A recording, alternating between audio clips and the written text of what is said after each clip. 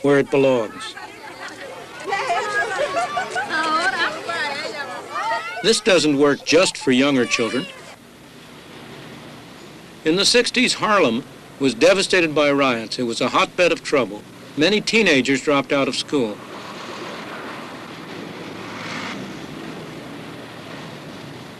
Groups of concerned parents and teachers decided to do something about it. They used private funds to take over empty stores, and they set up what became known as storefront schools. One of the first and most successful was Harlem Prep. It was designed to cater to students for whom conventional education had failed. Kennedy was a very dangerous president in the sense that he was excessively popular. Many of the teachers didn't have the right pieces of paper to qualify for employment in public schools. That didn't stop them from doing a good job here. A lot of the students had been misfits and dropouts. Here they found the sort of teaching they wanted. After all, they had made a deliberate choice to come to Harlem Prep. It was a very successful school. Many students went on to college, and some to leading colleges. But after some years, the school ran short of cash.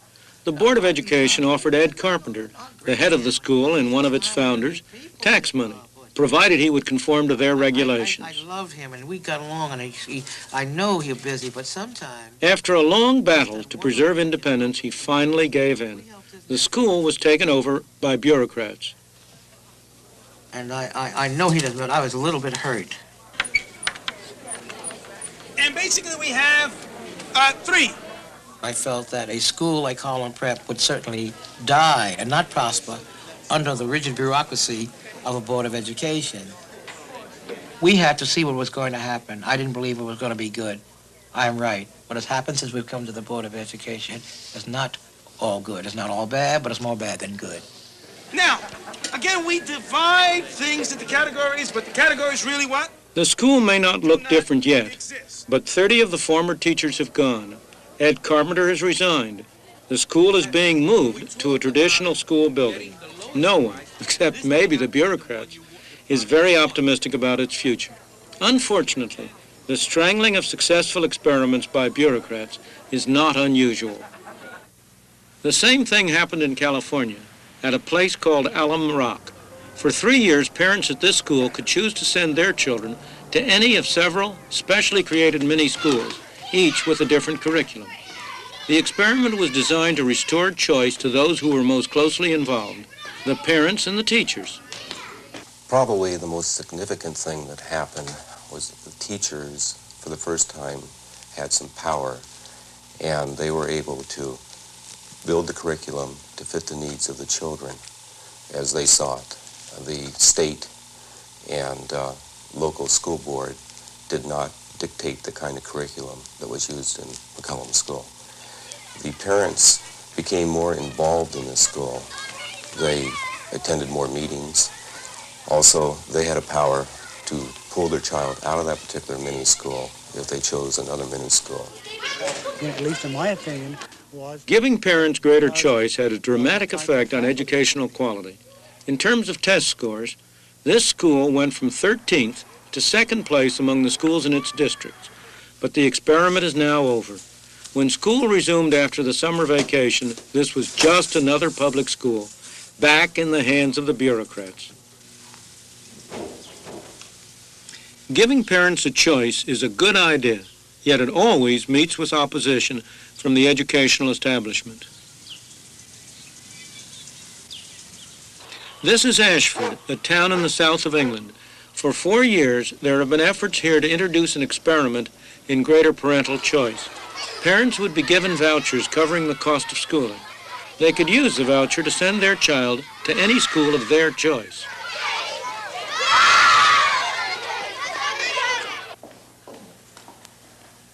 I have long believed that children, teachers, all of us, would benefit from a voucher system.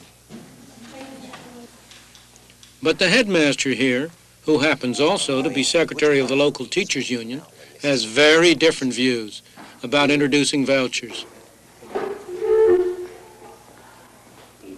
We see this as a barrier between us and the parent.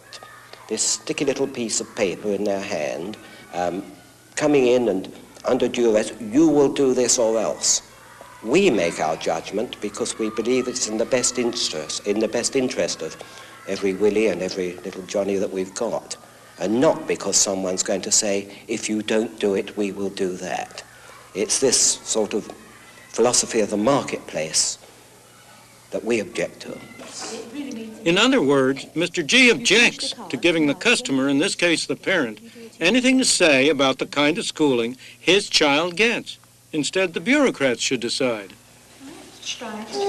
We are answerable to parents through our governing bodies, through the Inspectorate to the Kent County Council, and through Her Majesty's Inspectorate to the Secretary of State.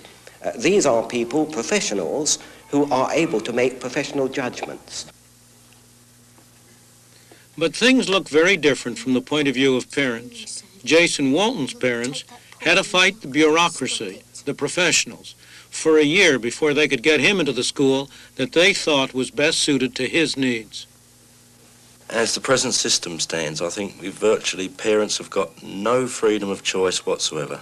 They are told what is good for them by the teachers. They are told that the teachers are doing a great job, and they've just got no say at all. If the voucher system were introduced, I think it would bring teachers and parents together, I think closer. The parent that is worried about his child would remove their child from a school that wasn't giving a good service and take it to one that was. And if a school is going to crumble because it's got nothing but vandalism, it's generally slack on discipline, and the children aren't learning, well, that's a good thing from my point of view. Even good schools like this would benefit from a voucher system, from having to shape up or see parents take children elsewhere. But that's not how it looks to the headmaster. I'm not sure that parents know what is best educationally for their children. They know what's best for them to eat. They know the best environment they can provide at home. But we've been trained to ascertain the problems of children, to detect their weaknesses, to put right those things that need putting right. And we want to do this freely, with the cooperation of parents, and not under any undue strains. Well, I can understand the teacher saying, yes, it's a gun at my head, but they've got the same gun at the parent's head at the moment. The parent goes up to the teacher and says, well, I'm not satisfied with what you're doing, and the teacher can say, well, tough. You can't take him away, you can't move him, you can't do what you like, so go away and stop bothering me. That can be the attitude of some teachers today, and often is. But now that the positions are being reversed and the roles are changed, I can only say tough on the teachers. Let them pull their socks up and give us a better deal and let us participate more. In America, there is one part of education where the market has had extensive scope. That's higher education. These students attend Dartmouth College, a private school founded in 1769. The college is supported entirely by private donations, income from endowment, and student fees. It has a high reputation and a fine record. 95% of the students who enroll here complete their undergraduate course and get a degree. The students here pay high fees which cover most of the cost of the schooling which they get. Most of them get the money from their parents, but some are on scholarships provided either by Dartmouth or by outside sources. Still others take out loans to pay the costs of schooling, loans which they will have to pay back years later. Still others work either during the school year or during the summer to pay the costs.